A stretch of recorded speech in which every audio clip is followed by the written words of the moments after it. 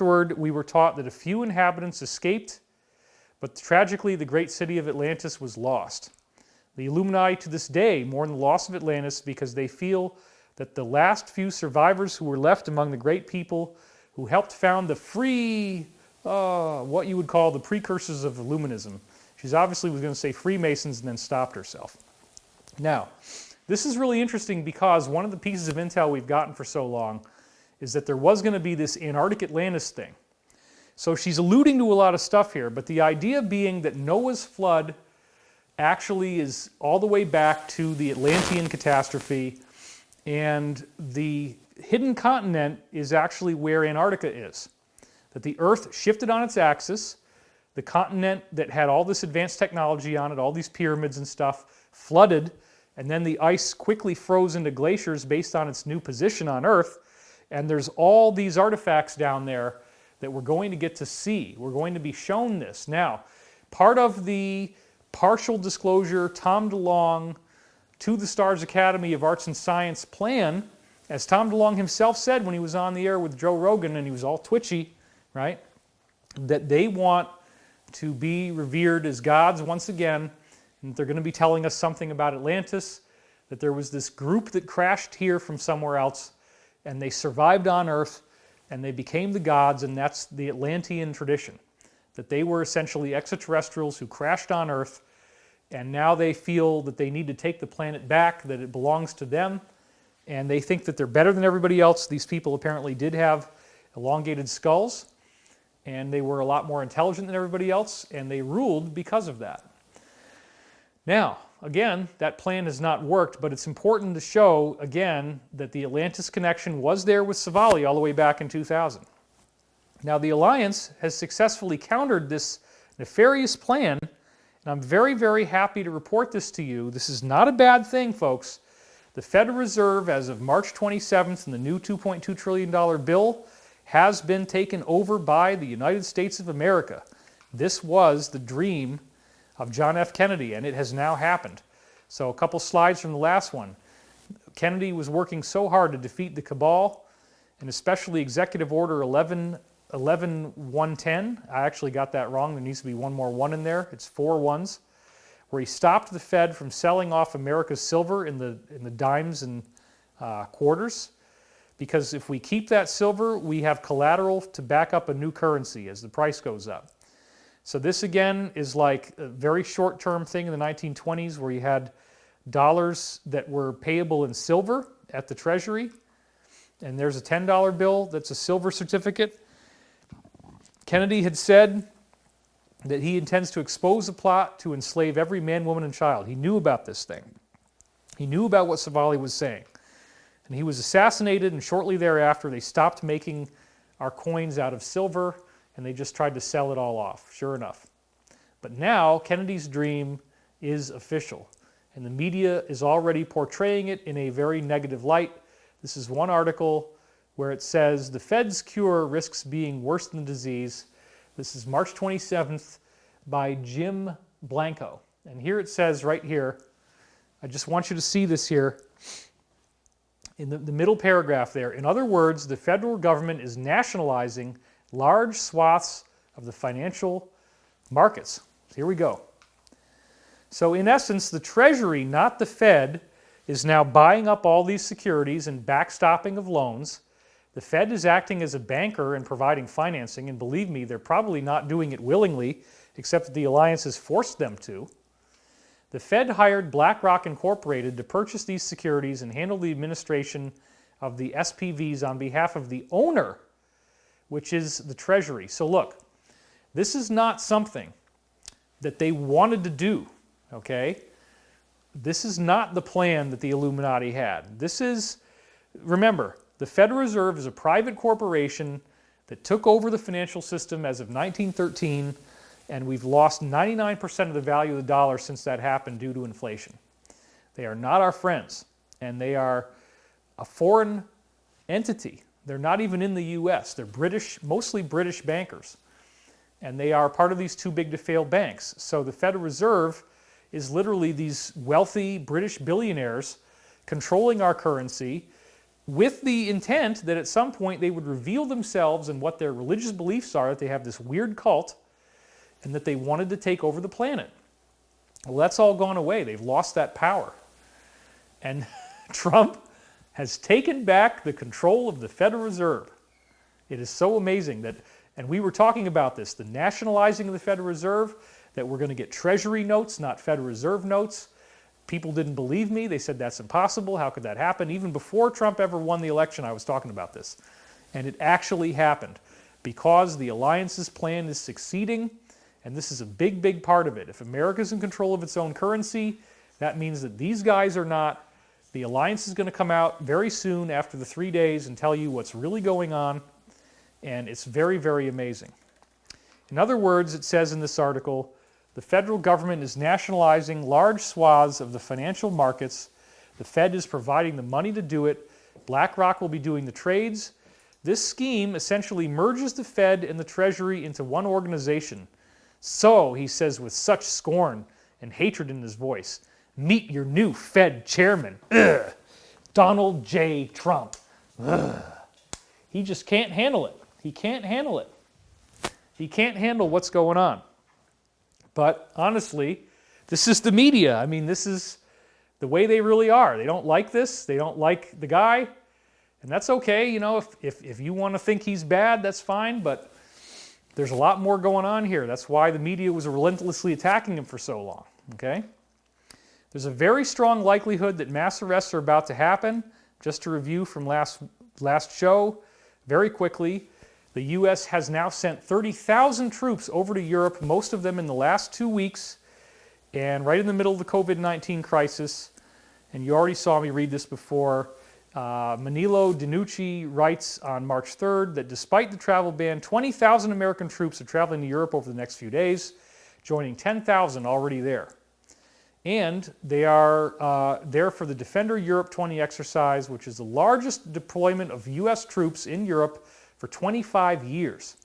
Including those already present, about 30,000 will participate, flanked by 7,000 troops from 17 other NATO countries, including Italy. So this is a huge 18-country effort. This is not the U.S. being crazy. This is an international effort to save the world. None of these troops have been issued with bio-hazchem suits or masks, which seems a little reckless. The 30,000 U.S. soldiers who will spread through the European region are in fact exempted from these preventive regulations. The assurance given by the U.S. Army in Europe that we are monitoring the coronavirus and our forces are in good health is enough. At the same time, the environmental impact of a military exercise of this magnitude is ignored. That's their angle to try to make you hate it. U.S. Abrams tanks will participate, and they suggest in another article there might be about 3,000 of them. They weigh 70 tons each, and they have depleted uranium, which again is horrible. We don't like that, but you know, it is very powerful for getting through armor. Each tank consumes 400 liters of fuel, producing heavy pollution to deliver maximum power. So, that, I was thinking that the arrests were already happening with that exercise. That is not true. We got briefings on that. They are in position, but they are not doing the final stage yet. What we now know, and the briefing that I was authorized to give you, is that there will be a shutdown of phone and internet. And it's going to be 3 days. So we're calling this the 3 days of darkness. Remember when Q said it's going to be biblical? This is what they were really talking about. We'll get more into that later. As I said, I never thought I would be able to talk about this particular briefing. The first glimmer of it that I got was from Corey Good on Saturday, March 21st. He has multiple sources feeding us information. I had already done the video and discussed Defender Europe 20 as if arrests were already happening. That was the first video we did. The general, we have a couple guys we call the general, but the general called and laughed and said, no, it's not happening yet. Nobody's been arrested in Europe yet. But he was amazed that I got all those details right.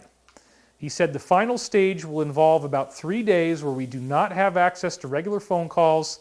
You can make emergency calls to 911 or other things like, you know, a hospital, I guess. But you're not going to have the internet or the phone. And they want you to know about this so that you don't freak out and commit suicide, I guess. A lot of people they're worried might do that. But they have to go through this. So there will be an emergency presidential broadcast system that they will use. The QAnon source talked about this December 19th, 2019. They will use a national presidential alert system. And why was this created and tested? For political and information warfare. During these 3 days, they believe that they're going to be able to get everybody. They've got it all planned out, how they're going to get this thing done. They think they can get it all done in 3 days. It might take a little bit longer, but they probably will get it done in 3 days. And it's going to be fast, probably 24-hour-a-day shifts that these soldiers are working. So this is a text from Corey where he said, "I sure hope the arrests are going on. I was also told recently that all communications except 911 would go offline. I am not sure if they mean cell communications only, but they did say the internet would slow to a crawl during any actual mass arrests. Then the National Emergency Network would come on, just like you had said in the last video. With the virus scenario, they may not need to take communications down or shut down electricity in regions. We are not hearing they're going to turn off the electricity. That's very important. This virus, the cabal's last-ditch effort, may be the perfect screen for the alliance to do the arrests. I am just hearing majorly conflicting information on that from my contacts. That is not conflicting anymore. The general was hearing it in the beginning, but then said it was called off. This is going to be happening. They are going to do it now. I am also hearing there are very strange troop movements, National Guard, but also elite Marine units who specialize in breaching compounds have been seen moving around in a frantic manner on their base. I can't remember which one. So here's another thing. These military units have been planning to do these arrests for years, and they have been in warehouses where they have lines of tape and they've taped out where the compounds are that they're going to have to go into, where the doors are, where the security cameras are, how to get in, how to get out, how to get the people out alive and safely. They don't want to kill people. They want these people to be on trial. This is not a mass murder.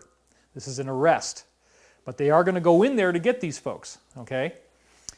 And apparently, there's nothing that these guys can do to run. So it doesn't hurt anything for me to be leaking this intel. I was very clear on that before coming out with it. But this is very exciting. So let's go back to the slide.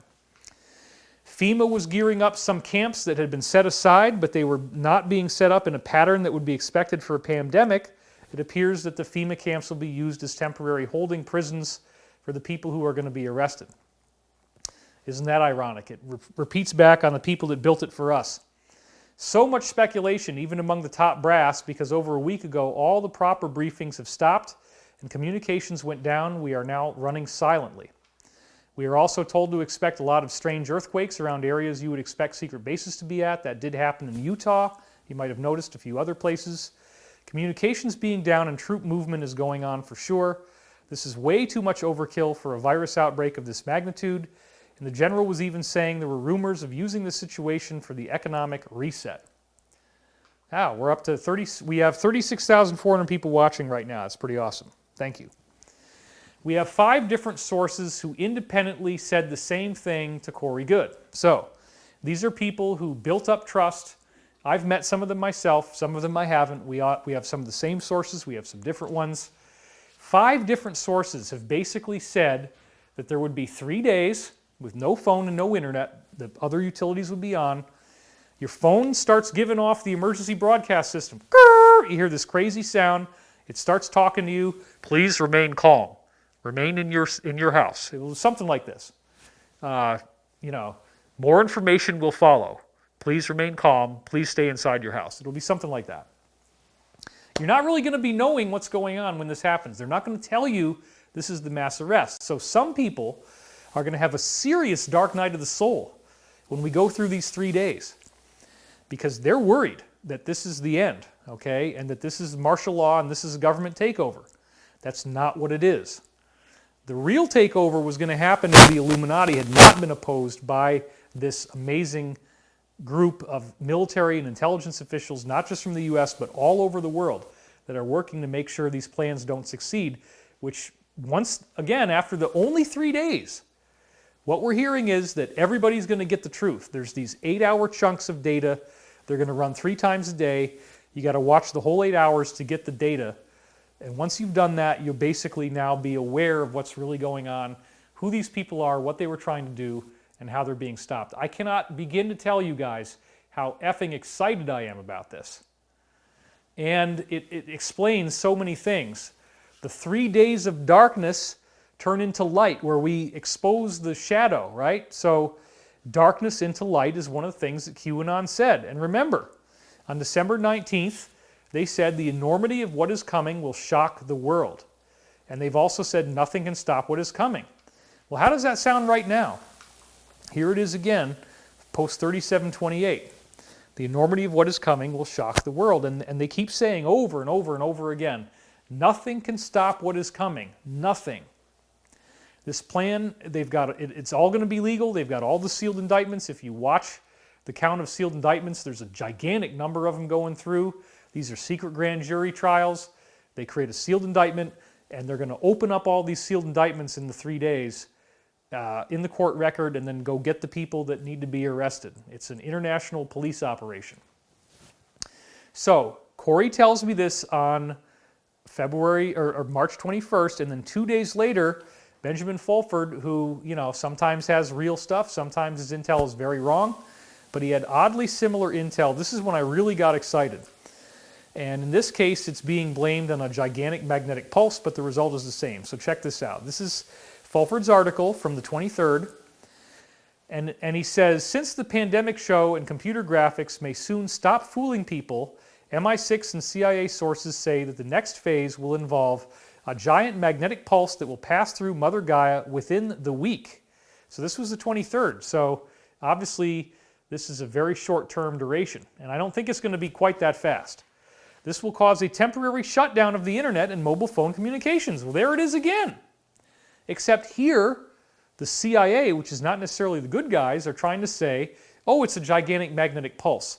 Not that it's a very deliberately intended shutdown, okay?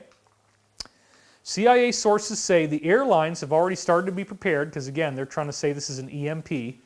Airplanes flying at the time of the huge electromagnetic pulse that passes through the planet will be knocked out of the sky. Watch for any plane crashes over the next week or so. This will be the cause. Certainly air traffic is being shut down. I don't think this is true. I think they always put in some disinformation. It's not a magnetic pulse, and it's not going to knock down planes, okay? Just so that we're clear. I don't believe that's what this is. But look at what he did say. He did say phone will be shut down, internet will be shut down. That's the same. This prediction of a massive asteroid or exploding in the atmosphere by NASA may be a trigger for another big magnetic wave that will hit the planet within 10 days of March 23rd, which again would get us only till like April 2nd or something. It may shut down all electronics on the planet for a few days until there is a reboot. Again, we're not expecting the electronics to go down. So again, that's probably disinformation. It's not an asteroid, it's not a magnetic wave, and it's not going to lead to a power shutdown. But then he gives this link, about NASA is tracking an asteroid with a very close approach to the Earth. He says, let us see. He doesn't really believe this. But as a precaution, make sure you have the landline numbers or physical addresses of those closest to you. So this is when I called Corey back and I said, wait a minute. What's going on with this 3-day magnetic pulse? And then I got the briefings. I put it all together that we're going to get these presidential emergency briefings coming off of our phone. They won't say what's really going on at the time. Now, here's another big part of this briefing, folks. We have to rewire and reboot the internet. That's part of why the internet's got to go down completely for 3 days. Because there are certain major nodes, certain major choke points that all the traffic is flowing through. You probably know what I'm talking about if you've done your homework. And these nodes are very dark. There's more than one of them, and they must be removed. After those particular choke points are literally taken out of the internet. They're cutting the cords, they're rewiring everything. Then they turn it back on, because now all these very evil and dark places that the cabal was using for censorship, for surveillance, all that stuff, all those tools will be taken away from the cabal now. So that's part of what's going to happen. We get a new internet that doesn't have the bad guys being able to watch you through your camera phone anymore. So this is part of why they got to turn off everything, okay? It's very important. The Alliance does not want you to be afraid during these 3 days. They want you to be excited, because this is not martial law. This is not a takeover. Stay home. Don't be a weekend warrior. Don't go running outside with a gun. Somebody will shoot you if you do that. It's not a good idea. Stay inside and be happy that we're going to get this thing. Because after it's over, we get the truth coming at us from everywhere. Now, if this wasn't enough, another briefing came in independently on Saturday the 28th from Disclosed TV's private newsletter. I got it sent to me. And once again, they say the same thing, showing you how widespread this intel is. Breaking news. U.S. President Donald Trump has signed an executive order authorizing the call-up of up to 1 million reserve military personnel in the Army, Navy, Air Force, and Coast Guard. I read it, and that is true. It doesn't mean he's going to use them all, but he can call them up now. We need 100% of people inside their homes in order to see what the U.S. military will broadcast on all televisions around the world once they turn the lights back on, proverbially speaking, after the 3 days. This will be very painful, but we can no longer have our people divided. Around Sunday or Monday, which again is today, I don't know if it's going to be this fast. It probably will be a little longer based on another briefing we just got, which I'll show you in a minute. The President of the United States will tweet to my American fellow citizens that the storm is upon us, and we received no briefings on when this will be. We will then go, I don't think this is really true, but we will go to full global martial law. And he says the chances are, if you're the president, that you'll be on board your military plane, Air Force One, when you send 7 presidential messages to all televisions and phones around the world in the emergency broadcast system. From all of your global armed forces through the U.S. Armed Forces, in the U.S., they will shut down all internet media and phones and all television programming for the U.S. military. Only the emergency services will be working. Then they will broadcast 10 days of 3 times 8 hours. So the same shift, 8-hour shifts for 10 days, and you got to watch one of the 3 shifts of video confessions, military courts, and a lot of evidence for the scandals that we listed in our article on the storm, which again is a lot of the same stuff I'm saying. While this is happening, they will eliminate the world government and carry out global arrests with 500,000 criminal charges. And then they have various plans of how this new financial system will be in place. I don't know if those are really going to happen, but there's Gesara and Nessara. They might not happen quite that way, but it is going to be a complete rewiring of planet Earth. Now, I want to be clear. He was saying it could be today or tomorrow. Obviously, I did wait. I wanted to be ready with this show. We have no idea if this is going to happen or when this is going to happen. So don't hate me if nothing happens, but I sure do think it's going to be something. But enough different sources have converged that we had to speak. We did get the authorization to disclose this information. And then yet another source, just today, gave me this briefing. Now this source is a completely separate individual. So we've got Fulford saying it's going to be a magnetic pulse. We've got Disclosed TV that got very specific information from somewhere. And then we got Corey Good, who's got information from 5 different sources that has been saying this for months, that the big thing we've been hearing for a year, the big thing was going to be in the spring of 2020. And we didn't know exactly what it was going to be, but they told him there would be 3 days of darkness without the internet or without the phone. They turn everything back on, and now you get the truth. Okay, so during those 3 days, the arrests happen, and this is what's happening now. This source is a completely separate friend, and that friend is telling me that we are going to have, he's got a friend in the State Department, he's connected, he's got definitely real connections, and this is exactly what he texted me just today, having no idea what I was about to leak here, so it came in from another source.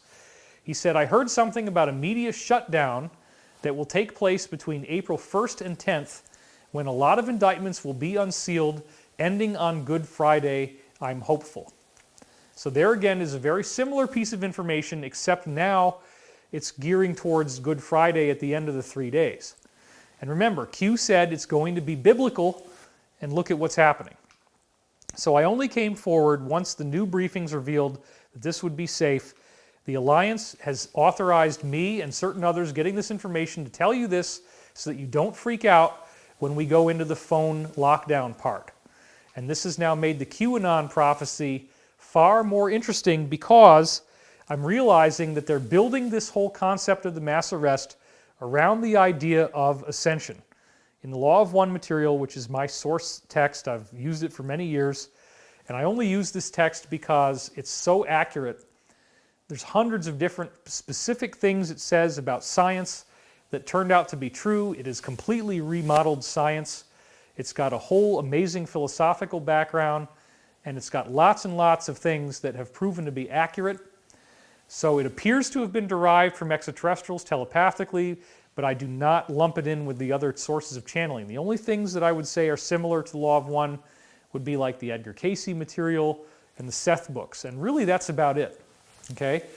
But it does appear that actual extraterrestrials did communicate telepathically. They gave us a much higher level download of information than we've gotten from anywhere else, and they talk about this change in the world that they call the harvest. And a lot of people got freaked out about that term. But they use that term because it's in the book of Matthew. There's several places in there where they refer to the Bible very specifically. They use the term everlasting rock, which is out of the book of Isaiah. They use the term harvest, which is out of the book of Matthew. They use the term logos, which is the Greek term for word. Okay, they use that a lot. So in the new book, which hopefully is going to come out on June 2nd, they tell me it will, it's called Awakening in the Dream. I've got a gigantic 500 plus page download on the Law of One with over 127 quotes from the Law of One. So please get on the pre-order list for Awakening in the Dream. This book, I wrote it saying, and I handed it in the day before Wuhan went into lockdown. I was working my tail off. I'm not able to do anything more. So whatever the book is, it's only going to be what I'd written up until January 21st. But I took a huge gamble based on all the prophetic dreams I'm getting and all the data I was getting, and I said in the book that I believe by the time this book comes out, there will have been a major change in the world that will make this make more sense to you. It sure looks like that's happening, and I'm doing a class called The Great Awakening, which is going to be getting you that intel in that book before, if you don't want to wait for the book to come out, if you're so excited about what I'm going to say in the book, which you should be, frankly, we're going to put out all this stuff in advance in this class. It gives you a way to support us, and it's totally new information from what I did last year when we called it Ascension Mystery School. This is going to be called The Great Awakening. I'll have more on that in a minute. But they use the term harvest in the Law of One series to describe this multidimensional shift that we go through as a planet. Now, isn't it interesting that QAnon, which appears to be the real good guys in the Alliance, said on November 16, 2019, the harvest will soon be delivered to the public for consumption. This is post 3599. That's exactly what it says in the Law of One. It's a biblical metaphor, okay? And then they say on November 23rd, it's going to be biblical, the Great Awakening. Well, I thought that I understood what they meant when they said it's going to be biblical. And I thought that it had to do with the plagues, right? The biblical plague, right? It was what we're seeing. And the idea of the collapse of, the economy, which we're seeing that. Okay, that all sounds good. But the 3 days of darkness is biblical, right? Jesus died for 3 days, and then they put him in the tomb, and then 3 days later he comes back in the resurrection. So isn't it interesting that the Alliance has chosen to do 3 days of darkness as almost as if, and this is what I'm now thinking, okay, that there are positive angelic beings that are working, because this is what most ETs are actually, is angelic positive beings that are, there's only a very small percent, like less than 5% of them, they're evil, but they're very evil. That they have crafted this so that we get 3 days of darkness on Earth followed by a resurrection. Now, at that point, we have many years' worth of articles and documentaries that will be emerging. And then back to the slide, they did tell us on Valentine's Day this year that we're going to get a world televised sit-down. This is Q once again, 3862.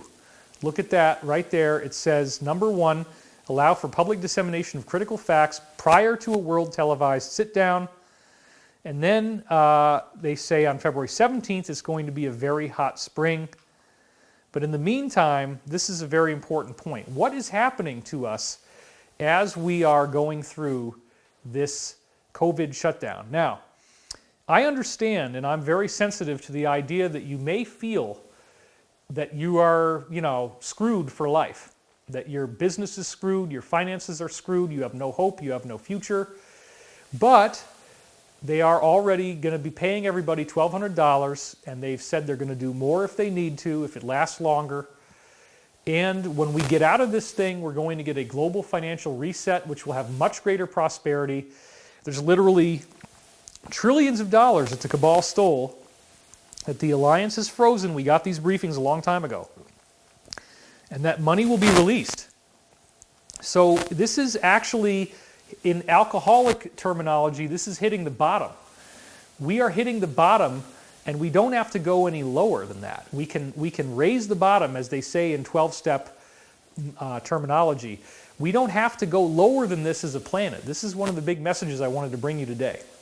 So the Law of One reveals that the more leisure you have, the faster you are going to ascend.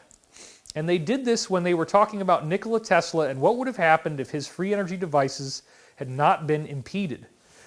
So this is very wordy stuff. They talk in a very wordy way, but that's because it's an extraterrestrial intelligence. It's a higher intelligence, okay? The most desired purpose of the mind-body-spirit complex, or what we call a person, Nikola Tesla, was the freeing of all planetary entities from darkness. Thus, Tesla attempted to give the planet the infinite energy of its sphere for use in lighting and power. And then he says, by freeing the planetary entities from darkness, precisely what do you mean?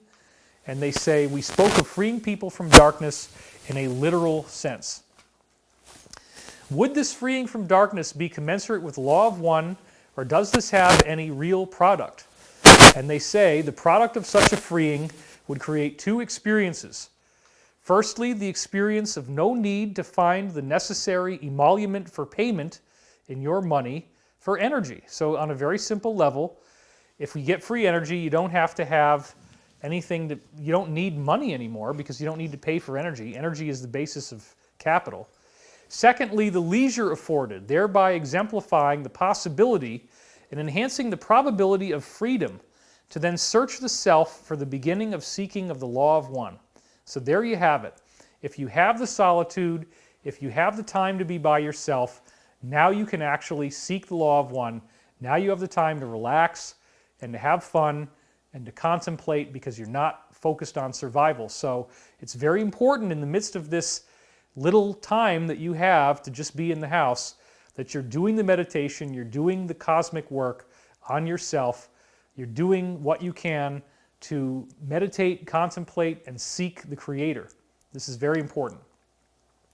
Few there are, Law of One says, working physically from daybreak to darkness, as you name them, upon your plane, who can contemplate the Law of One in a conscious fashion. So now that they don't have to work all the time, they're finally getting to have these major spiritual breakthroughs, and I'm seeing that everywhere as I walk around outside.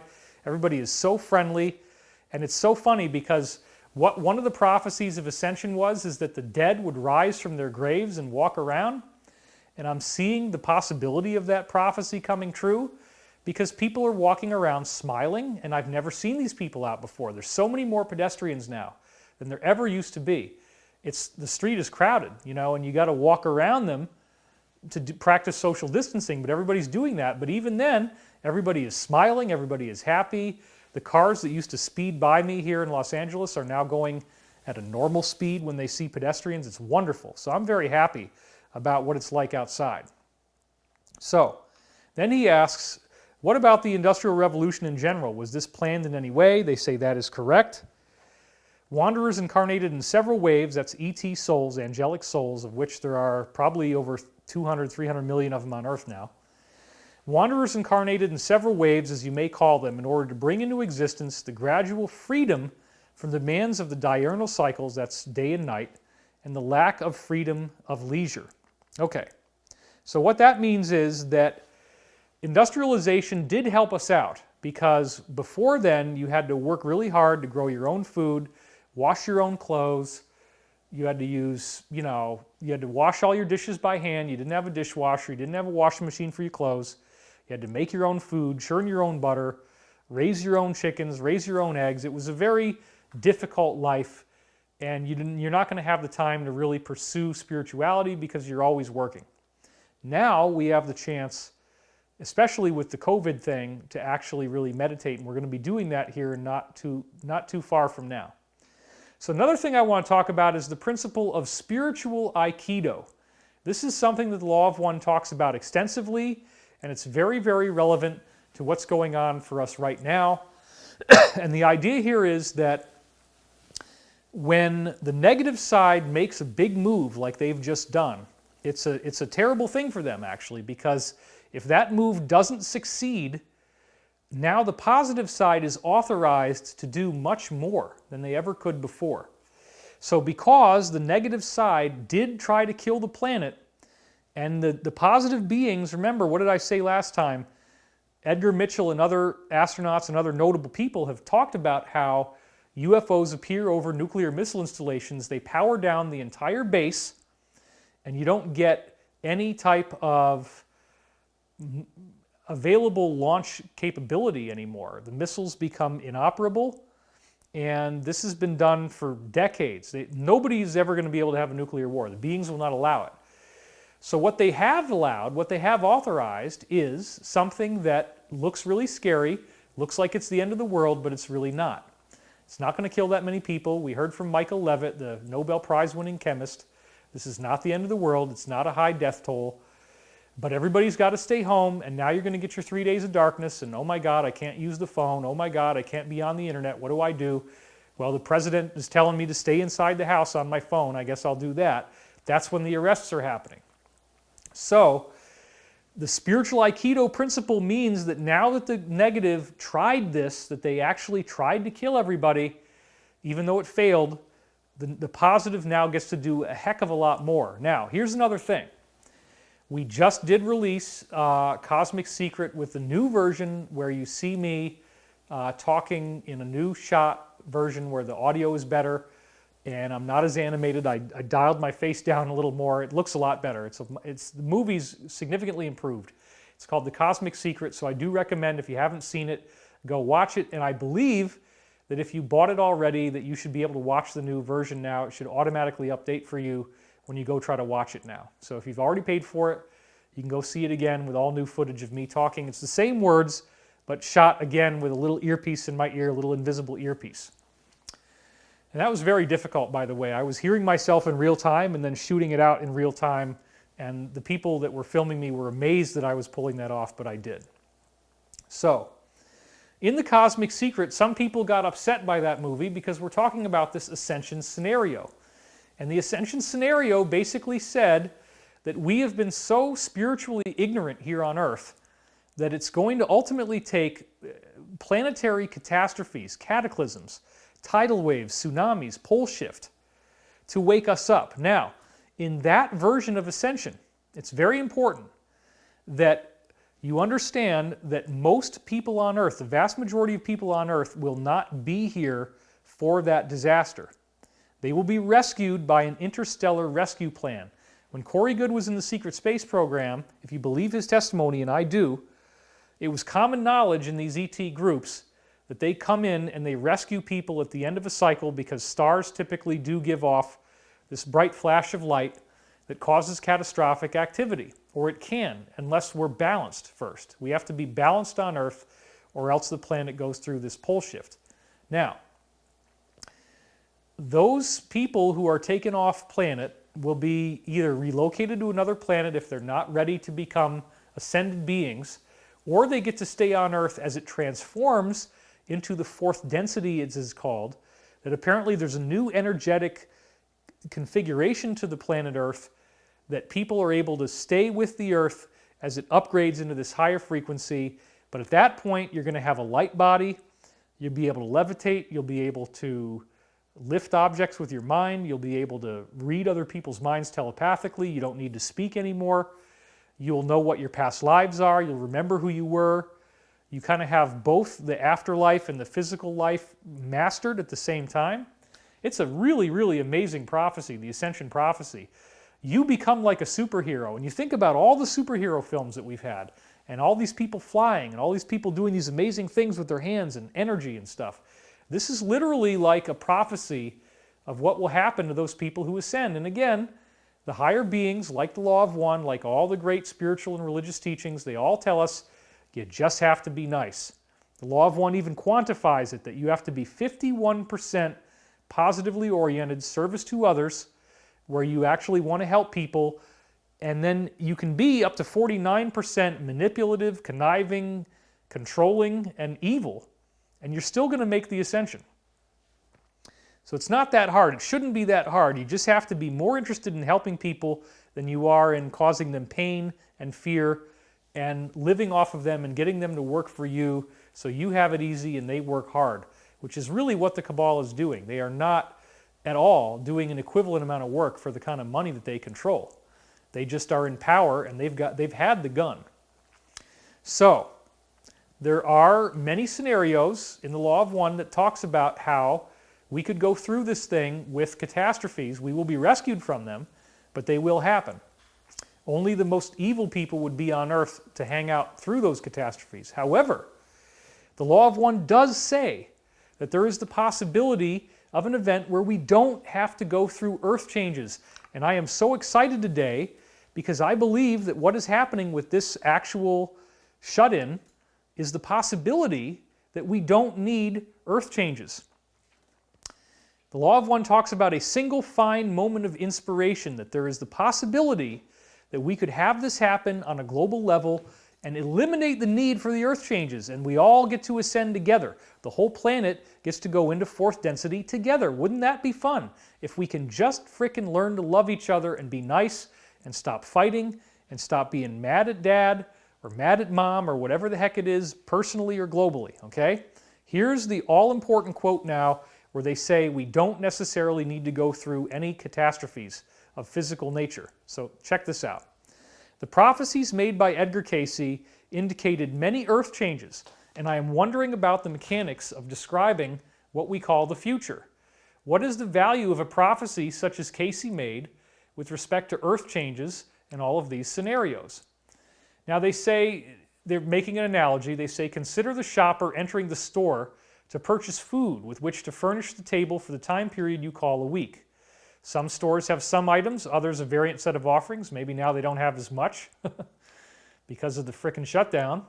We speak of these possibility-probability vortexes when asked with the understanding that each of these prophecies, if you will, like Cayce had, would be equivalent of a can or a jar or a portion of goods in the store. Okay, we got that. It is unknown to us as we scan your time space whether your people will shop hither or yon. We can only name some of the items available for your choosing as you go through this ascension process. The, shall we say, Akashic record, which the one you call Edgar read from, is useful in that same manner. There is less knowledge in Edgar's material, because Edgar talked about a pole shift, of course, of other possibility-probability vortices, and more attention paid to the one that is the strongest and most apt to happen. We do see this earth change catastrophe vortex, but we see many others. Edgar's material, they actually use his first name, Edgar's material could be likened unto 100 boxes of your cold cereal, another vortex likened unto 3 or 6 or 50 of another product which is eaten by your peoples for breakfast. All right, let me move this microphone again. Sorry about the scratchy noises, folks. We're working on it. That you will breakfast is close to certain. The menu is of your own choosing. The value of prophecy must be realized to be only that of expressing possibilities. There is no absolute future. Moreover, it must be, in our humble opinion, carefully taken into consideration that any time-space viewing, which is like a spiritual view of the future, whether by one of your time-space or by one such as we, who view the time-space from a dimension, shall we say, exterior to it, will have a quite difficult time expressing time measurement values, meaning it wasn't 2012, they tried to get it within a window, but they don't know exactly when this will take place. Thus, prophecy given in specific terms is more interesting for the content or type of possibility predicted than for the space-time nexus of its supposed occurrence. So hang in there with me, these are very important quotes. Session 65, question 10. Given the amount of strength of the possibility-probability vortex, which posits the expression by the planet itself of the difficult birthing of the planetary self into fourth density, it would be greatly surprising were not many who have some access to space-time able to perceive the catastrophic vortex. The amount of this cold cereal in the grocery store, to use our previous analogy, is disproportionately large. Now, here's the bottom line, okay? The planet needs to evolve. The planet needs to turn into a heaven on earth, true paradise.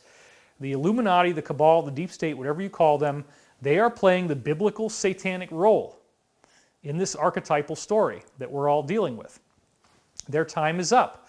Why? Because we don't need that anymore. We don't need there's nothing to be gained from an organized negativity on earth. Now before, the Law of One talks about this extensively, the Illuminati is a mirror. Because what happens at home? You have molestation taking place at home, even from somebody's own parent. And then you're supposed to act like everything's okay. After it happened, you don't talk about it. It's all hidden. When you're living with an alcoholic and you're getting abused all the time, and then the alcoholic says, oh, you know I love you. And none of this is really me. I was just very upset that night, you know. And they give you all the flowers, they give you the chocolates, and they try to maintain control. They never admit that what they're doing is wrong or that they're at fault. They say, well, you made me do this. You made me abuse you. Anybody else in my situation would do the same thing. Okay? That's the individual level, which then iterates into the collective level where these people are hidden and they're evil. And so because we have hidden evil in our own lives, it has to iterate out into the world as a metaphorical reflection, which is what the cabal really represents. So once we learn how to break away from our abusers in our own lives, and we do that by actually doing that in our own lives, we are holographically healing the planet. We are saying to the collective bad guys, your services, if you will, are no longer required. We don't want this. We don't want you guys doing this to us anymore. We're done. It's over. And you guys, time has run out. When their time runs out, that is like an ascension phase, right? Because now we have the possibility of a golden age.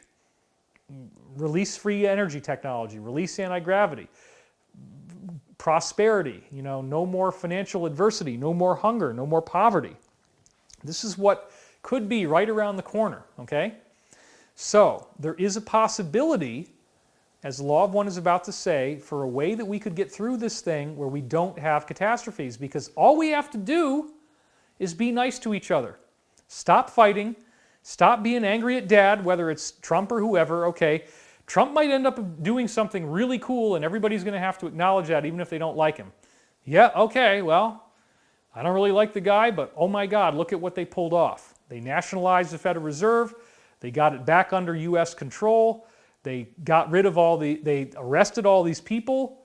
They got rid of all this corruption. They stopped children from being molested and killed. This is a good thing. Okay, yeah, it wasn't the hero that we wanted, but it's the hero we got for some people. That's how they're going to see it. Other people are just happy, and they're very much enjoying this video, I'm sure. All right, let's go back to this quote. Each person who prophesies does so from a unique level, position, or vibratory configuration, and there will always be biases and distortions in their prophecies because they are reading it in with their conscious mind. So then they say here, the angelic soul or the wanderer, it was the aim of the wanderers to serve the entities of planet Earth in whatever way they were requesting, and it was also the aim of wanderers that their vibratory patterns might lighten the planetary vibration as a whole, thus ameliorating the effects of planetary disharmony and palliating any results of this disharmony. So this is a very important point. I have this whole thing I've been talking about for many years. It's in my new book, More Than Ever, about the idea of being an extraterrestrial soul. I got awakened to this possibility when I read a book called From Elsewhere. It was in 1995 at the end of the year, and it said, you know, there was this questionnaire at the back, and it said if you can answer these 12 questions in the affirmative, then you're probably an ET/angelic soul. And this questionnaire was the most amazing thing I'd ever seen. It was all the stuff about me that even my parents might not necessarily know. About being sensitive, having fantasies of spaceships, having fantasies of ancient civilizations, feeling like I had powers that I lost, feeling like my real parents were not my birth parents, but that there was some other, and I was having these dreams with this old man who felt a lot more like my father than my real parents did. That's just true. I mean, I do love my parents, but I always felt like something was off. And there's a lot of these weird characteristics. Being naive, you know, having everybody take advantage of me because I'm so nice and I want to see the good in people, thinking that everybody is as smart as I am, thinking that everybody is as nice as I am, that they're not going to betray you. and throughout my whole life being surprised over and over again at how crazy people can get and how ruthless they can get, some really bad stuff has happened to me. So anyway, let's go on with this quote. Specific intentions such as aiding in a situation not yet manifest are not the aim of these ET souls. They're here to vibe up the planet just by staying happy. That's your main job, is to remain happy. Light and love go where they are sought and needed, and their direction is not planned beforehand. So that's what we got to do. We got to improvise. Do the vibrations of wanderers somehow add, just as electrical polarity or charging a battery or something? Does it also aid the planet, their physical presence? And they said, yes, this is correct, and the mechanism is precisely as you state. We intended this meaning in the second portion of our previous answer. So literally they feel that a certain number of angelic souls who are more evolved, and they're not going to understand why everybody's so mean here on Earth and manipulative, they're here just to bring up the energy level on planet Earth. You may at this time note, as with any entities, each wanderer has unique abilities, biases, and specialties, so that from each portion of each density represented among the wanderers comes an array of pre-incarnative talents from before they were born. They already came in with this stuff in their DNA, which then may be expressed upon this plane which you now experience, so that each wanderer, in offering itself before incarnation, has a special service to offer, in addition to the doubling effect of planetary love and light and the basic function of serving as a beacon or shepherd. Now, the doubling function, as they call it here, they call it the law of squares. I would probably want to call it the law of exponents. What they say is that each additional person who calls upon love creates an exponential increase in the amount of love that they can beam into our planet. They meaning these angelic beings. So let me say that again. Each additional person who's praying or meditating or feeling in a loving space and wanting the planet to be a better and more loving place, each one adds exponentially to the number of people that it's considered to be who is calling for this.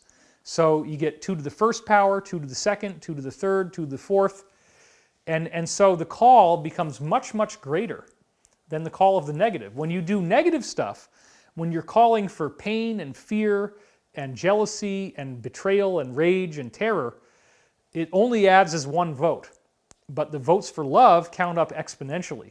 So if there's these wanderers on Earth who are naturally, the misfits, the outsiders who don't fit in because they're quirky and they're weird and they're sensitive and they're too loving and they're too trusting, those people, as they stay in love, they're doubling and they're exponentially increasing what the positive beings can do to help us.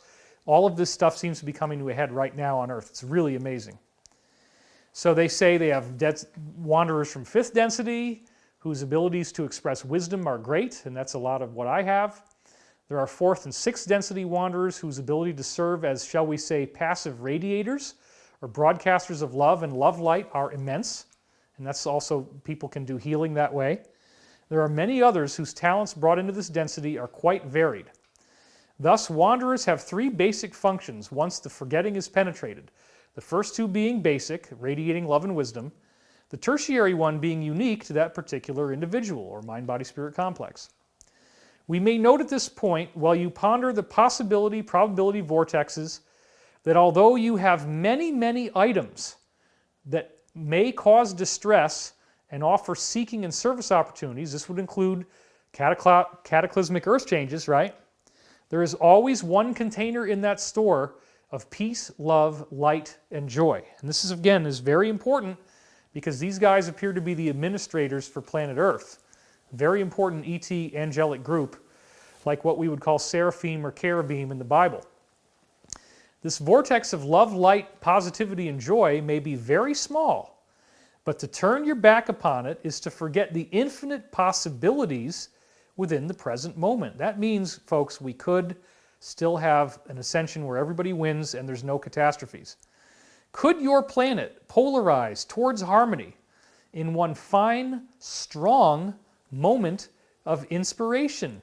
Yes, my friends, it is not probable, but it is ever possible. Now, is it possible that I just did the most important thing I'm supposed to do for my whole life on Earth? Yes, it's possible. This is a very heavy message because look at what's happened. Everybody's at home. Everybody's going to see the TV. Everybody's going to find out that these people were destroying the world and they were using race versus race, gender versus gender, old versus young, my God is better than your God, religious versus religion, country versus country, all that stuff. They divide and conquer, right? What if we just let this go? What if we stop hating on everybody? What if we have something to feel really good about? The bad guys have been arrested, and we have a single, fine, strong moment of inspiration. Yes, they say it is not probable, but it is ever possible. And in this scenario, we don't have to go through earth changes. Because the whole reason we have the earth changes is because so many people are not being nice. So this is where you come in. You watching this video, we have so many people watching live right now. And we have the power to do this. We have the power, we're going to do this group meditation soon enough here, but we have the power to transform the outcome. And this is not idle speculation. I am literally not kidding when I say that you have the power to go out there, make a difference, get people thinking differently, and actually save the planet from needing to go through these birth pains in order to have this thing happen. We could literally start to have telepathy, levitation, and be able to do this, and we're all here, and the world is the same, but we start transforming it, and nobody needs to go through horrible earth changes. This thing being shut in and then having this thing appear on television, one of the sources that Corey has had ET contact with, the priestess Kari, has said that we now appear to be on the optimal timeline for planet Earth. And I'm having very excited dreams.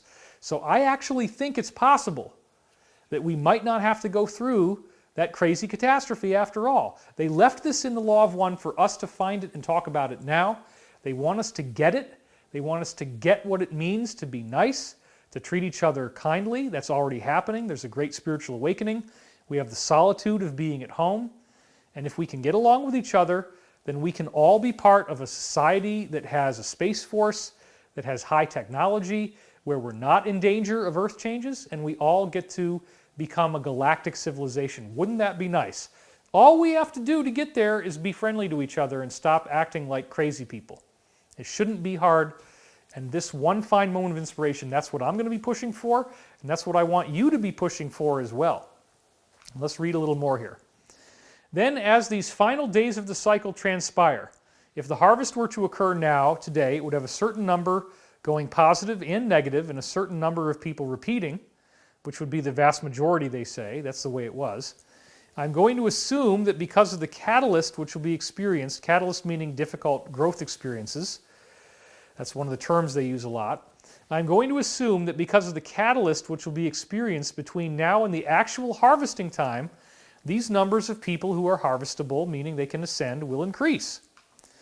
And then they say, this is the answer, in the event of mixed harvest, where you have people who are not loving on the same planet with people who are, in the event of mixed harvest, there is nearly always disharmony, and therefore added catalyst in the form of your so-called earth changes. In this assumption, you are correct. It is the Confederation's desire to serve those who may indeed seek more intensely because of this added catalyst. The Confederation is this angelic group, they say, is basically making sure we're okay. We do not choose to attempt to project the success of added numbers to the harvest, for this would not be appropriate. We are servants, and if we are called, meaning we have to pray, that's really what it comes down to, we shall serve with all of our strength. To count the numbers is without virtue. So again, you don't have to give up your religion. Any type of prayers you do are sufficient, whether it's to Muhammad or Buddha or Allah or Jesus, whatever.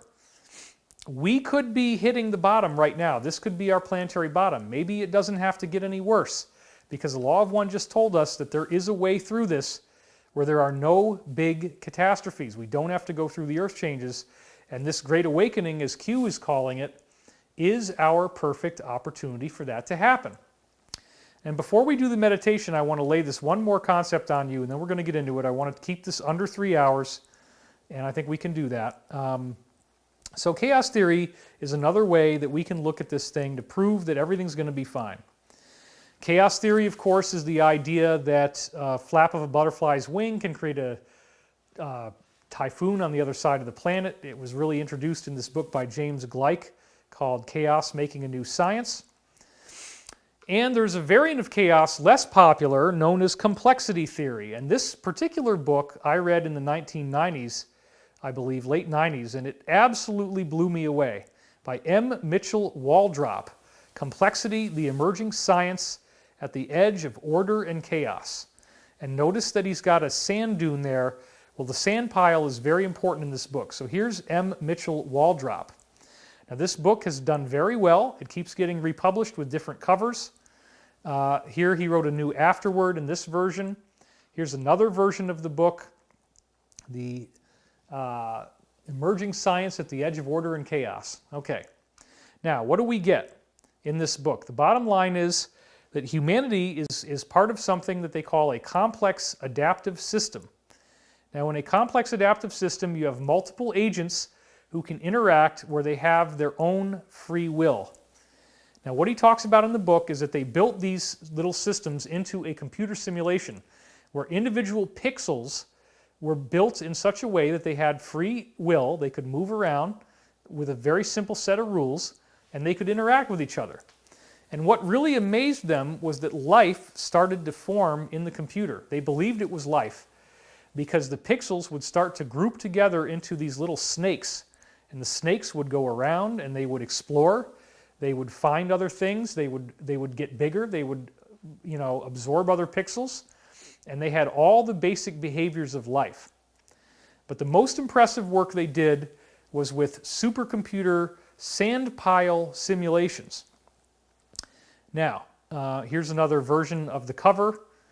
And we're going to talk about that sand pile stuff in just a second. I mentioned all of this back in my original 2007 article. This is the first time I came out against the Illuminati. It's called The Revealing. It's very historic now. And February 26, 2007, this is when I took all the knowledge I'd gathered over the last 15 years and finally started to go public because I knew these people were going to try to do this. The Revealing is where they reveal that they're Luciferians and they try to take over the planet. So here's what I say here.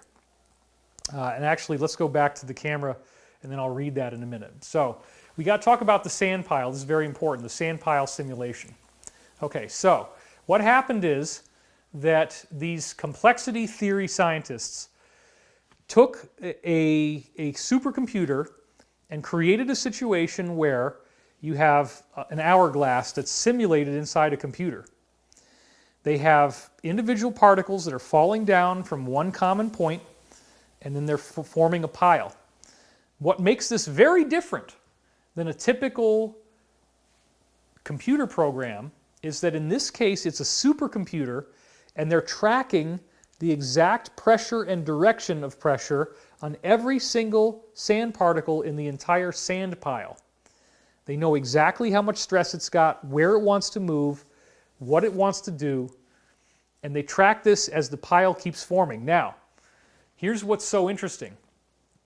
As the system reaches peak instability, the weird, godlike rules of chaos theory, which they call complexity theory in this case, the weird rules of complexity theory kick in.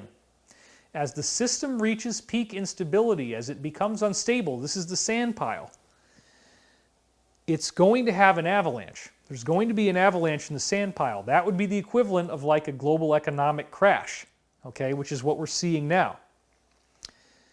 But again, it's a complex adaptive system. Each particle has its own freedom of movement within reason.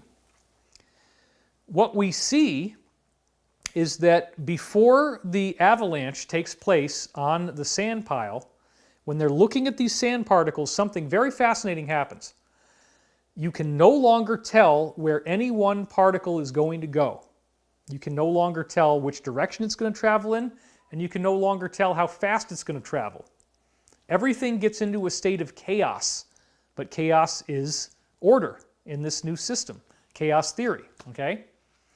So everything goes into this weird state where it's all in flux and you can't predict anything, and then there's an avalanche.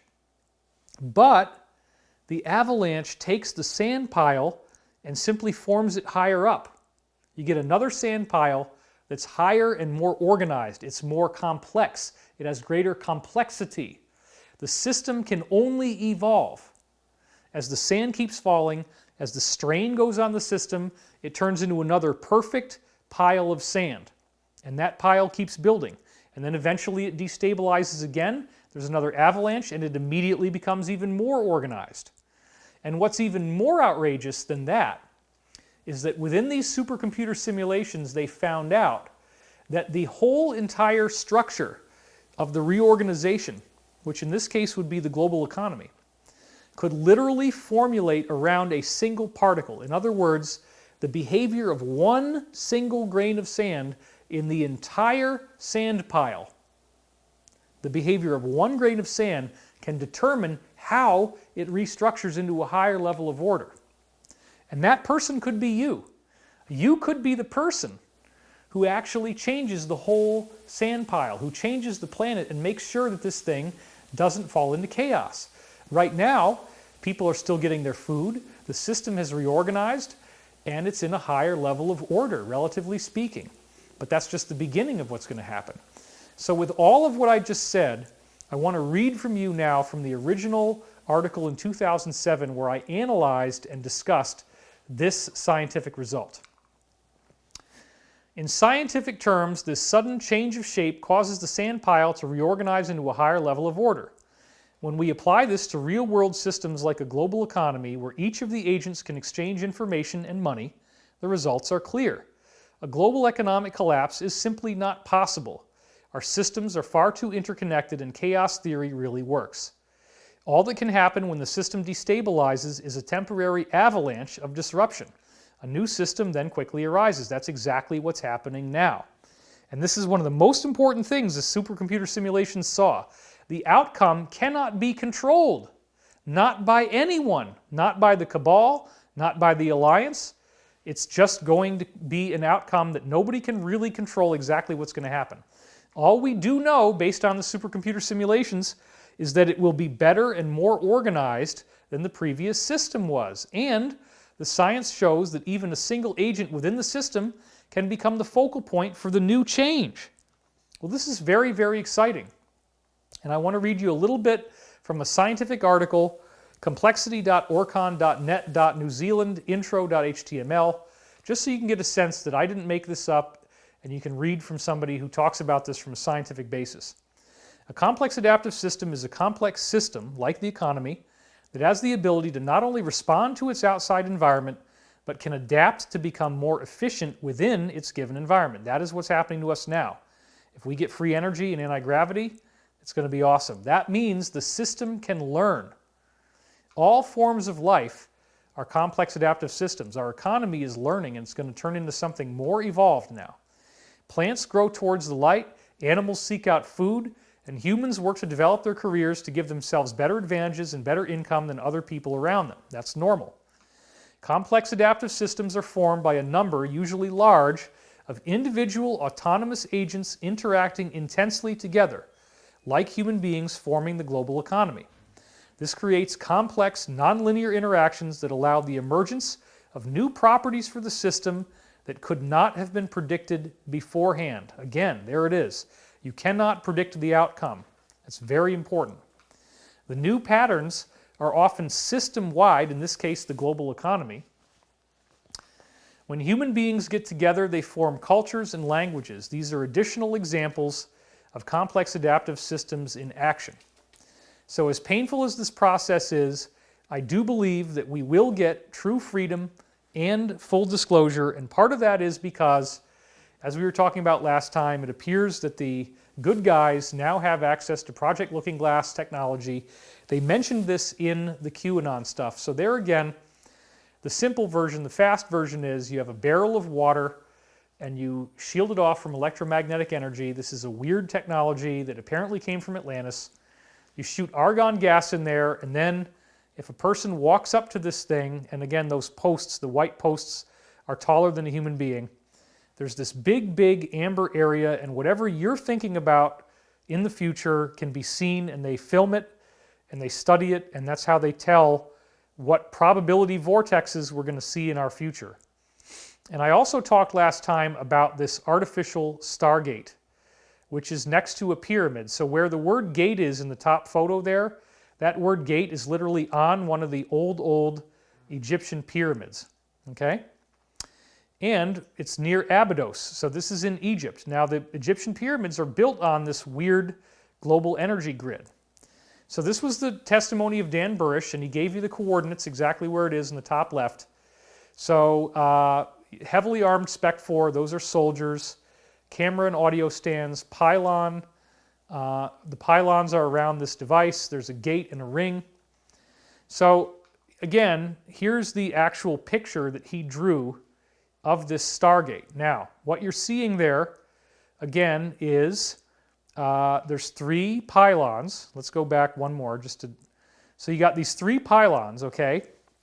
And then you see what looks like gears around them. Those gears are not physical things. They are somehow energetic structures that you physically see. But the point is, you have a triangle of them. There's a triangular area of these 3 pylons. And then, in between, where you have the 2 red discs there, you have one of these barrels of water. And you have to zap it with electromagnetic energy again. And then what does it do? It creates this slate gray ring. You can't see anything but the slate gray color. But yet when you walk through it, you will travel to another place. And then you also notice there, he has those little canisters at the bottom. Those are argon gas canisters because the whole technology requires argon gas to work. Argon is very useful for what we call charge clusters. We'll get into that in another talk. So again, he says here, area containing 3 rings on a gyro-driver device. I already showed you that before. And then there's the 2 red discs in between that apparently help to stabilize this. And then he said that you walk through an area of strange perception. It's like you're hallucinating. Things get very strange. The other weird thing, as I said before, is that the barrel can be tilted.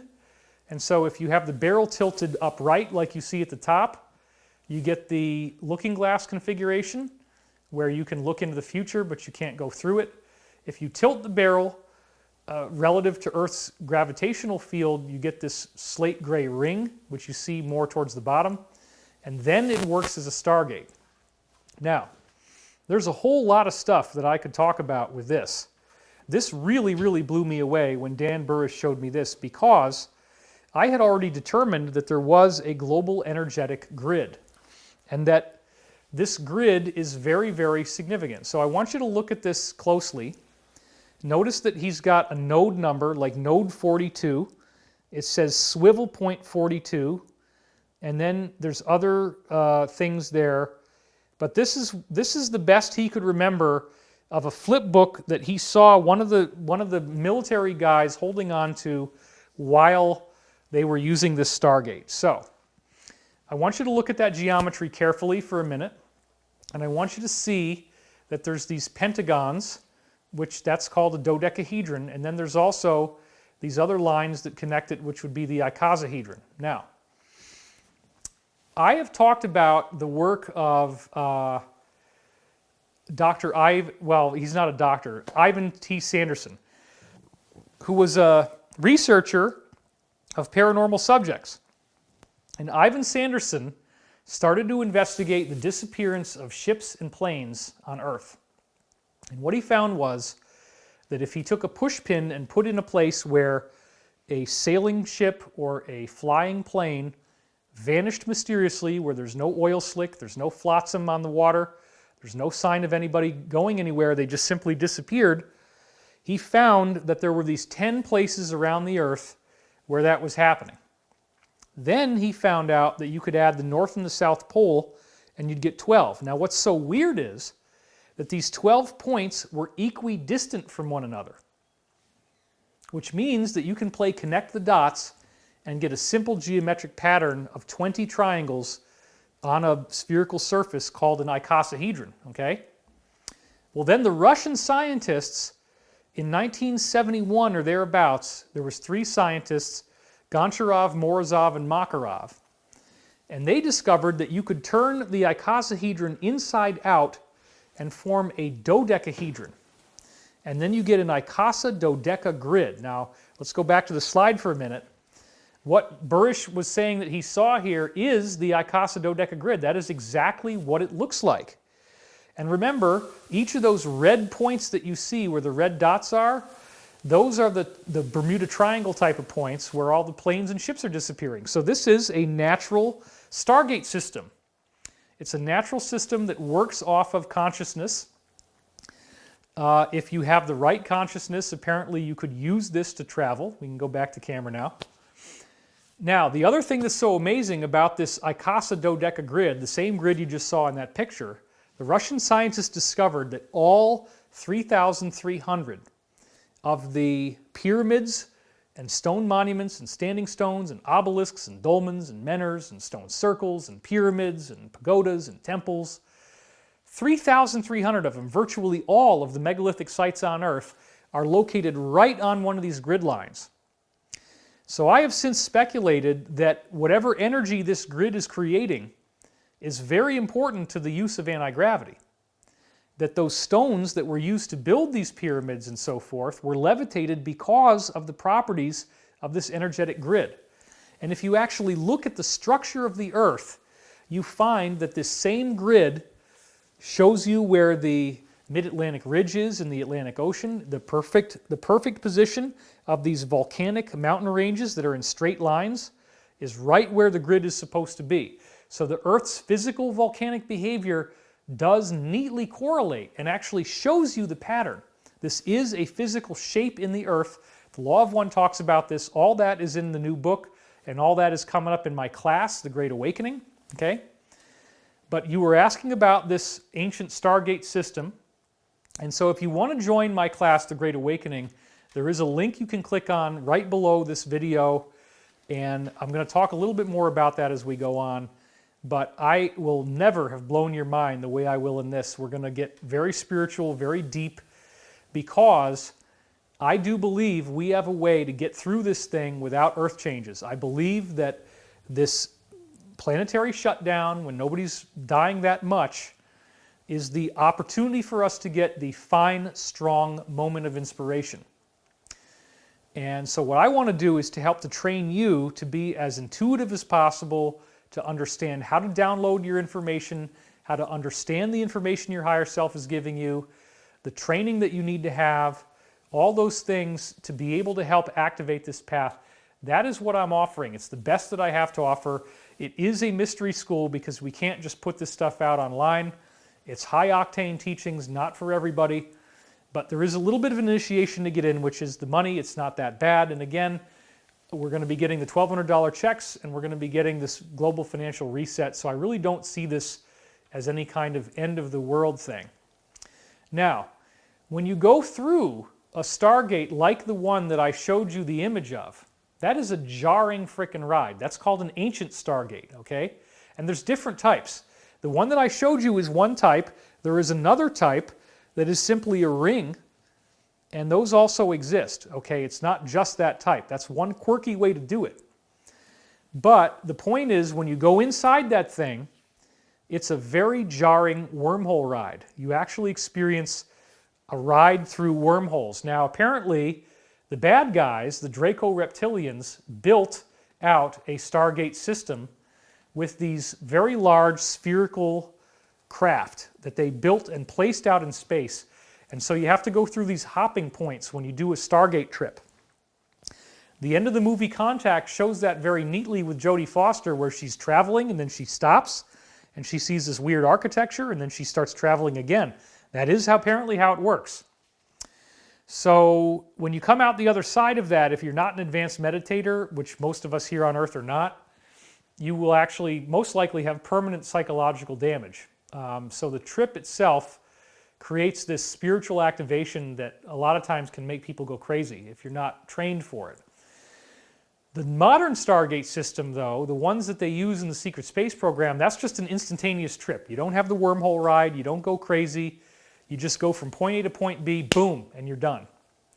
That's a lot safer and it's a lot more sane. So If you wanted to try the ancient Stargate system like the one I showed you, you could, but it's definitely not recommended. We have much better technology than that now, and hopefully soon after we get through this, we're going to have the full disclosure where we're actually going to get the access to this type of technology, anti-gravity, free energy. Look at how much the Earth is recovering, right? You got dolphins swimming in through the canals of Venice, Italy. Here in LA, I'm hearing all these extra birds now. Wildlife is coming in. And we now have an opportunity to see what happens when the stranglehold that we have on the Earth with the Industrial Revolution the way it is now is removed. Does that mean I want to deindustrialize the planet? No. We need to transition into a healthy society. One of the things that I've been working on for a long time now is the use of this garbage technology. My wife and I both saw it, okay? $3 million a unit, and it processes 1,000 metric tons a day of municipal solid waste. You can literally run through all the garbage that comes out of somebody's household through these machines, and the only thing that they produce on the other end is water and a fuel that we can use to fuel our machines as we're transitioning over to free energy, okay? We can literally solve the garbage crisis. This is real. I know the guys who are doing it. I've been to their lab. I've put my hands on their machine. I've crunched the numbers, and for the price of the bailouts that we're doing, we could also bail ourselves out of the garbage crisis, meaning we have no net garbage output. We are at a zero output. All stuff becomes recyclable. You don't need to throw different recycle bin anymore unless we want to recycle certain materials. You can throw them all in the garbage. You throw them in this thing, and you get water and fuel out. And without as much investment as you think, we could transfer everybody over to this, and then the system pays for itself within 3 years just because of the fuel it's generating. So you get return on investment after 3 years. And with the funding sources that we need to have in place, we already have ways of getting that. And I am involved in a company that is working on that right now. I'm not going to make more announcements until we get financed, but we are very, very, very close. So I'm hoping to be able to announce that very soon. But our company is also working on an anti-gravity technique that will work. And our ultimate goal is that when we get principal financing, we'll have a working prototype in 1 year, and then we'll have operational, widespread hover cars available for you to buy at an affordable price within 4 years. You can have it in your garage. You don't need to pollute the planet, and you can travel where you need to go with a hover car. And they're going to have flight control, which means flight control is some very advanced stuff. Nobody's going to be crashing. Nobody's going to be dying. We've gotten all excited about people dying on Earth right now. Well, imagine if we could stop all the deaths from car crashes. Imagine if we had a non-polluting technology. All of this is part of what full disclosure is going to give us. And the secret to how we get there right now is through a mass global meditation. Now, I'm seeing that right now we have over 35,600 people on this live stream, which is even better than before. That's 10,000 more than we had last time. Now, the meditation effect, or what used to be called the Maharishi effect, we can't really call it the Maharishi effect because if you hear about what happened with the Beatles and Maharishi Mahesh Yogi, it wasn't too good, okay? And we can't let this one guy claim the meditation effect. I'm sorry, we're calling it the meditation effect. Anyway, I still give him credit for doing this. 7,000 people, Maharishi Mahesh Yogi was getting these transcendental meditation gatherings together. 7,000 people got together, they meditated under one roof, and there was a 72% reduction in crime, fatalities, war, terrorism around the world off of 7,000 people. Now think about it, we have 35,000. That's 500% more than what caused a 72% reduction. So our last meditation had a stunning effect. Check this out, folks. This is really true. This is what we did. This is the electromagnetic behavior of the Earth in its Schumann resonance. And what you're seeing here, look at the date. It says 22/03/2020. That was March 22nd, which is when we did the meditation. And then at the bottom axis there, okay, so first of all, on the y-axis going from the top down, you have the Schumann frequency. So as you can see, there are harmonics of this frequency. The main one If you look on the far left there, that's your base rate of the Schumann resonance of 7.8 hertz. We know that. It's very normally there. Now, normally the Earth doesn't do this. You don't get these surges. It's just going to be that line and then some other smaller lines, but the main line around 7.8 hertz. We'll check out what happened as we do our meditation, folks. You see all that white? You see the Earth's Schumann resonance literally going into overdrive, that between the hours of 18, 19, 20, and 21 there, and even a little bit farther, that we have the Schumann resonance going white hot and shooting up to like 40, and even the white area is up at like 30. That is, I think, and I don't want to brag because we don't really know, okay, but I think that might be the most spectacular Schumann resonance performance that any global meditation has ever had. And now we have 10,000 more than we did last time. So that makes it even better. So I don't know about you, but I'm ready to create that fine, strong moment of inspiration to help spring-load our ascension. So let me get a chair, and we can do this. And yes, Elizabeth, if you want to do crystal bowls, we can set it up in this shot right here. And so I'd like you to get both feet flat on the floor. Take a nice deep breath. I'm going to get where the focal length is right, because it's very precise stuff here, or else I'm going to look all blurry. Get a drink of water. So just start to take some nice deep breaths now. And Elizabeth is going to play some singing bowls for you. I guess you're not really in the shot there. Where would you have to be? You could be over here, though. You could kind of be back here, and then people would see you. If you want to be seen. Or maybe you don't want to be seen.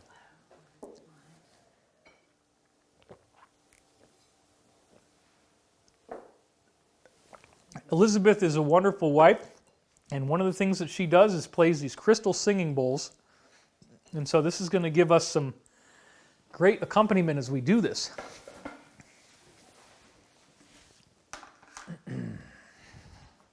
This stuff really works, okay? You don't have to believe it, but if you try it, you might be surprised, because look at what we did last time. And we'll get that graph. We'll see what we can do here. Let's see if we can spike the grid once again. All right.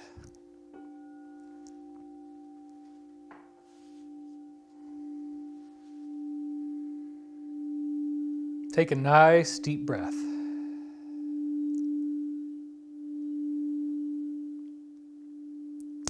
And just let it go.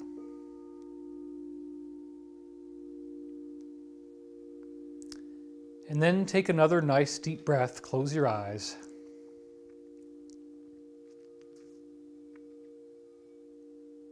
And let it go.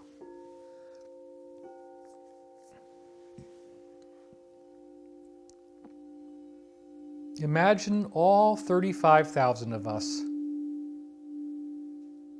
becoming more and more relaxed, together, as a group.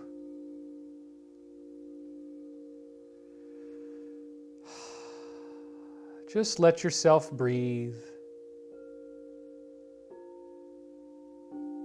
Exhaling all tension out of your body.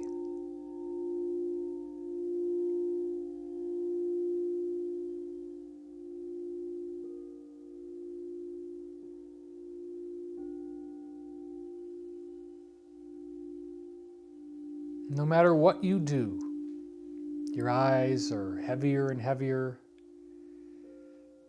Your body is heavier and heavier. But you're just so peaceful as you allow your breathing to continue any way it wants to.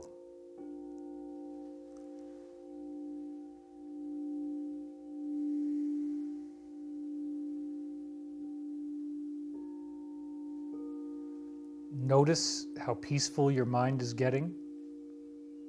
Notice the clarity, the lack of confusion, the lack of fear.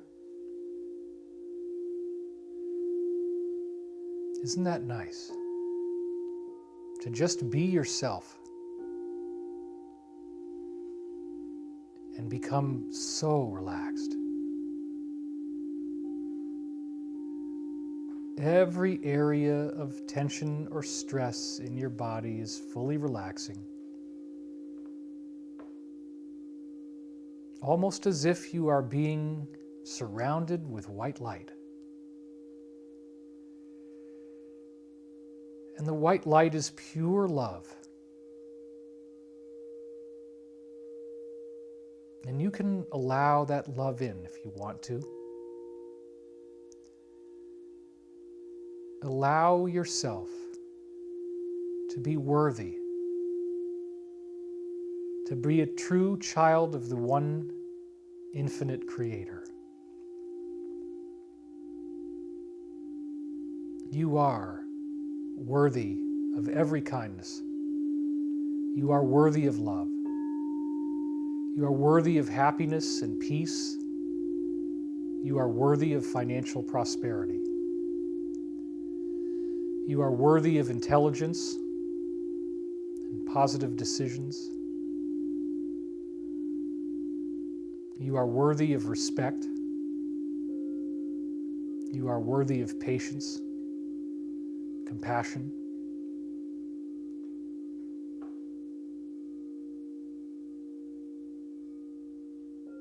And you are so deeply relaxed.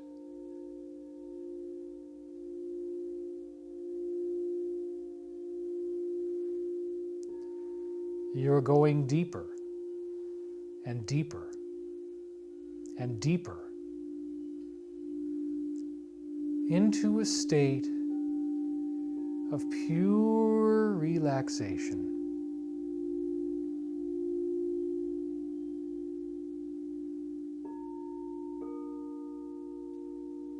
And I would now like for you to imagine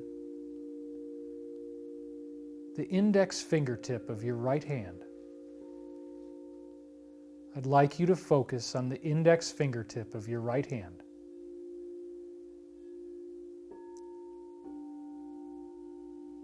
And I'm going to ask you to lift that finger, not yet, because you're so relaxed.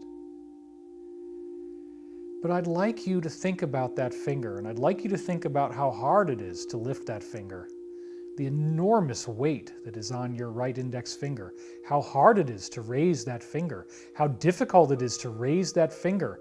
And I want you to try to raise that finger now, very slowly. Crank it up, crank up your finger, crank it up slowly, slowly. It's very difficult to raise your finger. Crank it up a little bit more, and let it go.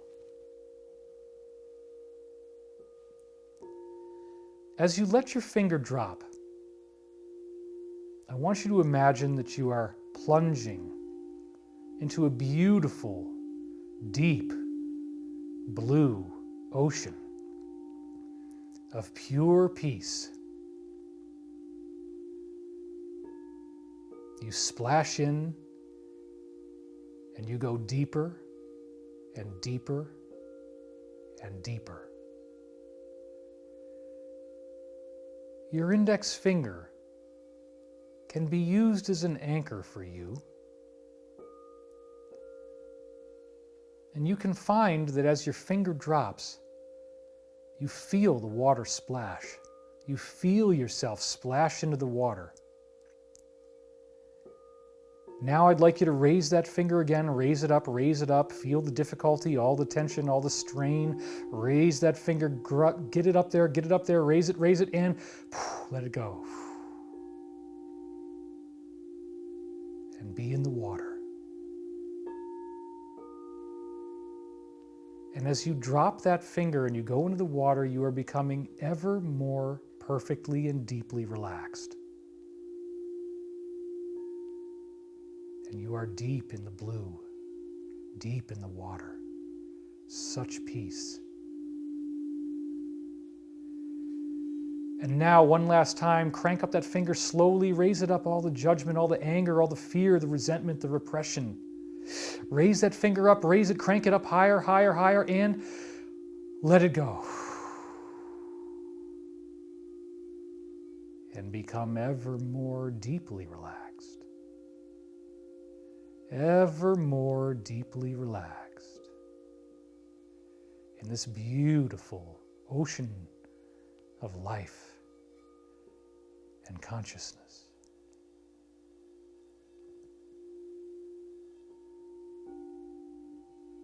And you start to notice that you are one with the water,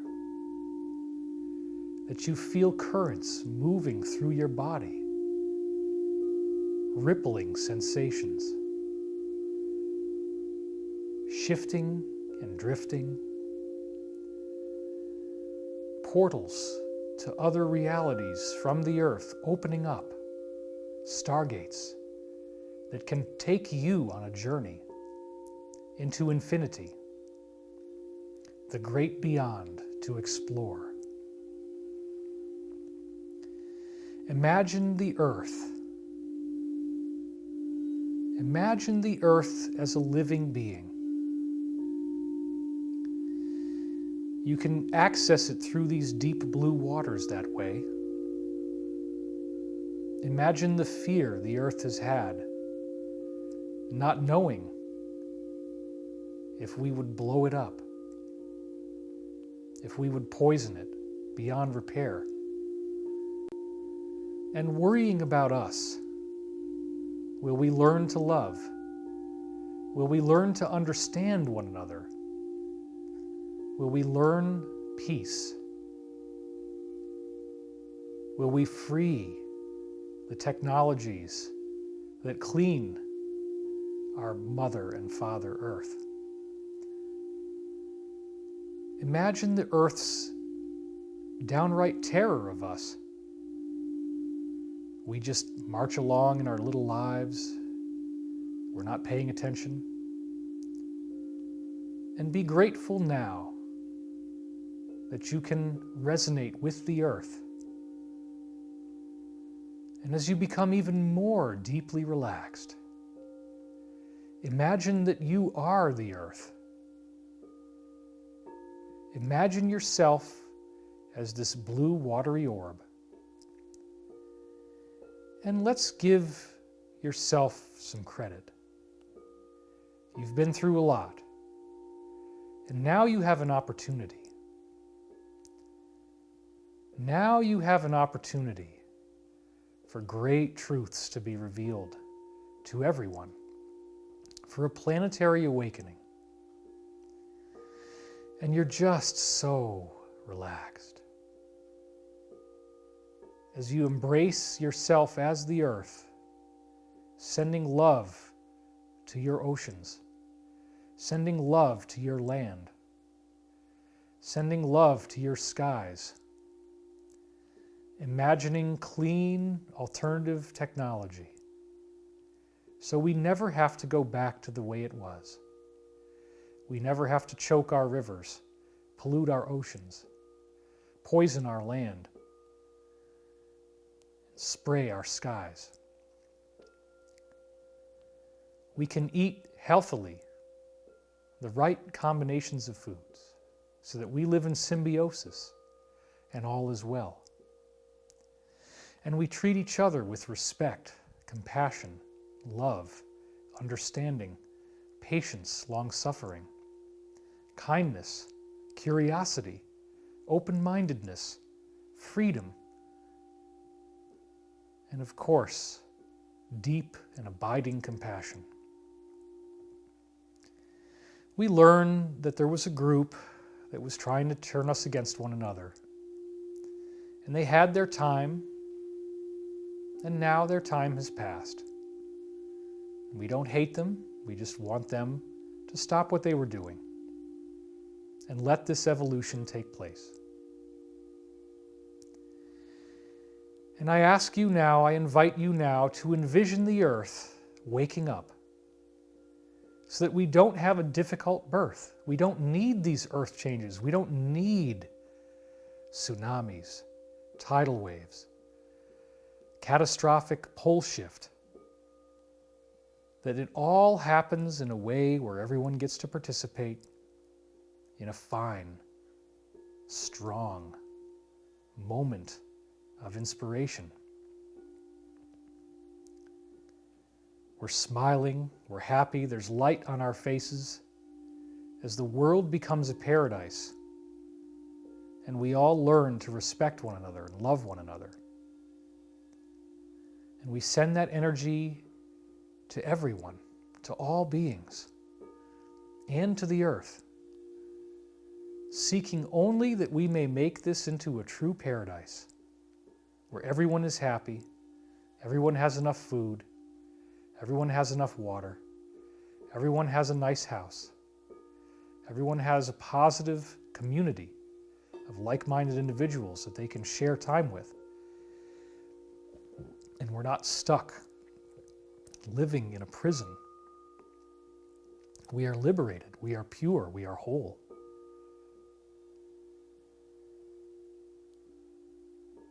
Let yourself breathe deeply. Breathe in this light of ascension. Breathe in this vision of that single, fine, strong moment of inspiration where we glide through this process without the need for turbulence, telling us we have to be more loving. We get the lesson now. We understand. And we don't need the earth changes. We just don't. For you love the earth so much. You're sending love to the earth. You love this being. You want it to be healthy. You want it to be safe. You will do your part to keep the earth safe, because that is yourself.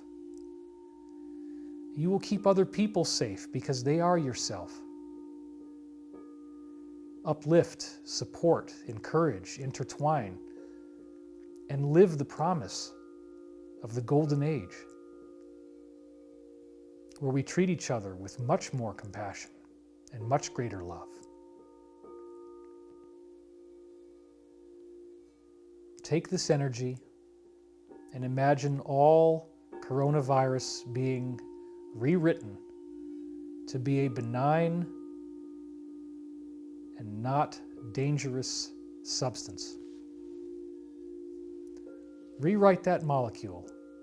Take its lethality away.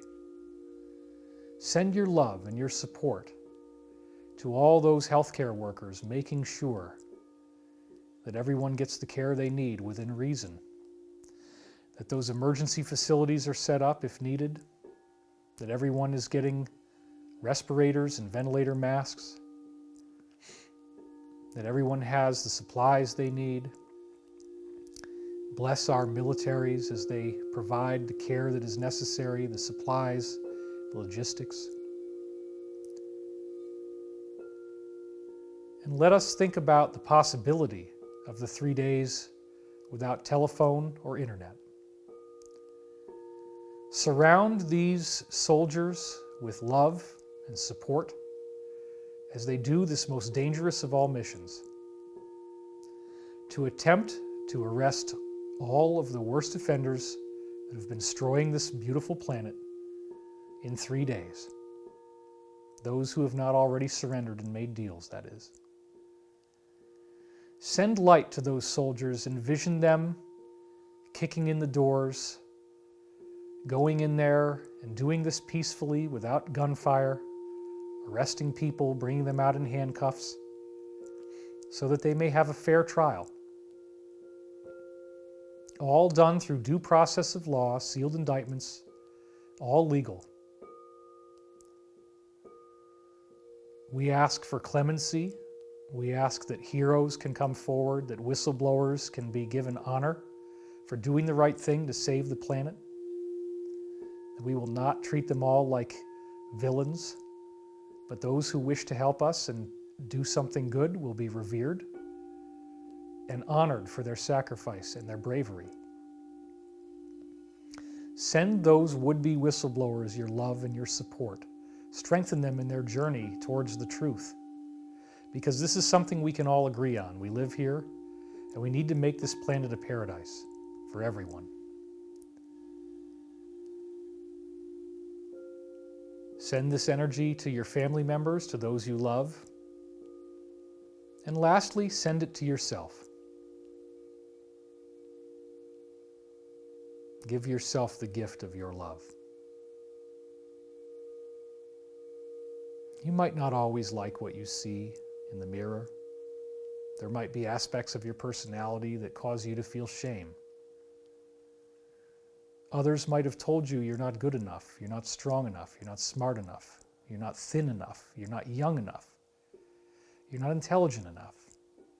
Whatever all that is, just know now that when someone is speaking to you with such hatred and unkindness, they are not seeing the truth. They don't see you like I do, like we do, as a being of infinite worth, a perfect manifestation of pure love. You can be that because that is what you are. All you have to do is claim what already exists. Be present with the truth of what you are. So the next time someone looks at you the wrong way or speaks to you with unkindness, you understand that they are confused. They simply don't see reality. They don't see the love that we all share. They don't see the divinity that we all are. They exist in a relatively confused state. And if they cannot see beyond it, then you have the right to erect healthy boundaries and say no. You don't need to be obligated to these people. You don't need to do whatever they ask. And we as a planet stand today and we say no. We say no to the Illuminati. We say no to the New World Order. We say no to the globalists, to the deep state. We thank you for the things you have done. You've given us movies through Hollywood. Even with your agenda woven into them, many of them were still very entertaining. You've built our civilization. You've industrialized. You've given us a financial system that's useful under the right circumstances. You've given us governments and laws. It's not that all of this needs to be thrown away. We're just ready to have it serve the greater good of humanity. Serve the greater good of each individual as part of a collective. We can still seek our own prosperity, have ambition. We're not stuck in some communist prison where everybody gets paid exactly the same. Individual ambition to inspire others, to be noteworthy, all of that is great. And we envision a future where we have hover cars, where we no longer need roads, they turn into gardens. Nothing needs ever drive on the surface again. We envision a world of clean technology, without fear, without hunger, without starvation, without poverty. We envision a world that is clean and fresh, the air, the oceans, the streams, the rivers, free of pollution. We have the ability to do that. We can do that together. And most of all, the freedom from hatred. We just allow love to happen. We don't need to control others anymore. We don't need to manipulate others anymore. We don't need to play games to try to get more money, to try to lie and cheat and steal. We simply embrace one another in love. Send this energy to the earth and let us co-create the positive future where we don't need earth changes to learn these lessons.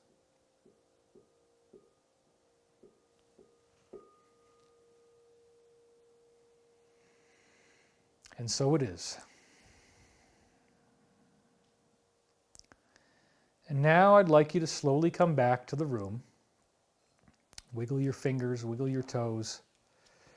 Open your eyes. Well, that was fun. I guess I went 2 hours and 20 minutes or something. So thankfully, not the end of the world. Or what? Let's see. 4 to 5, 5 to 6, 6 to 6. I guess it's 3 hours and something. But whatever. Okay. It was long, but we got time. So last thing I'd like to do now that we've done that meditation is again tell you When the phone goes down, don't freak out. It's all going to be good. I would ask you to keep praying for the Alliance. Keep praying for our brave soldiers. Let me go back to the tight shot here. I'd ask you to keep praying for these brave heroes who are doing this for us now. This is a very, very important mission. You can help them quite a bit that way, and not freaking out when the internet goes down, the phone goes down. It's temporary, and my gosh, we are so close. Can you feel the excitement? I know I can. Last, before we go, I'd like to again describe to you this Great Awakening course that we're doing. This is a very significant, important thing that we need you to do for us. It is a way to help us with critically needed funds, and it also, more importantly, is a master class teaching you how to access the intelligent infinity, the beings that can help you, so that you get the most precise information for how you can best help the planet and be that agent of change, that one particle of sand that can rearrange the whole system into a higher level of order. This is what I feel to be the most high-octane teachings I can give you, the best stuff. We have an amazing sequence in there about the Great Pyramid and how impossible its construction is, and I go into the Great Pyramid timeline. You're going to see 9/11 in the Great Pyramid timeline. I'm going to show you how this works. The 2008 economic collapse. The Edward Snowden revelations of 2013 appear to be in there. And we have an exact time window of what is going to happen in our future. The ascension prophecies are in the Great Pyramid as well. The pyramid timeline I've known about since my work started in 1995, but I've never dared to try to really get into it before. I did it in this book. We're going to do it in this class. It will blow you away when you see how precise this timeline is, that it has Christian elements to it as well. It's very interesting. The pyramid does appear to be a Christian monument that got hijacked by the negative. We'll talk all about that. We're going to talk about how to access and use your dreams, how to understand the language of your dreams. This is very important because if you can remember your dreams, you're getting a firewalled message from your higher self. We're going to talk about some stunning correlations between what happened to Corey Goode, what's in the Law of One, and other sources that I'm bringing in. We have a whole tasting menu of what can happen with ascension, some very, very intriguing insights into the role of the planetary transfer process, how people go from planet to planet, how that happens, the history that's given in the Law of One. This is a truly massive download. I'm going to be giving you prophecy information that I already had that's come true, the prophecies that have yet to come true. It is really what I feel to be the best that I have to offer. We're going to be talking more about it, and there is a website. So if you click down here, the bottom of the screen, there's a link there. You can go to that website. We have an intro video that's free that you can watch. All you have to do is give us your email address. You don't have to pay for anything to watch that video, and I'll give you more information about it. But it's something that I think will really help you out, and it helps us as well. But again, I'm not just here to sell a class, although it's very helpful if you do that. I will continue to be doing videos like this. I will continue to be trying to provide as much leadership and strength as I can as we're going through this process. This is unprecedented, but I hope that now I have helped to greatly allay your fears. I want to thank you for watching, and my wife Elizabeth also thanks you. Did you want to say anything real quick? You can kind of talk into my crazy scratchy microphone here. Hello everybody, thank you for watching, and we hope you enjoyed the meditation. Let's go into this camera here. Hope you could hear the crystal bowls a little bit as I was on the floor there. Yeah, you did a good job. Let's get over here. I'll be doing a couple classes, bonus courses in the Great Awakening School, and one will be on power animals. And you can look over there.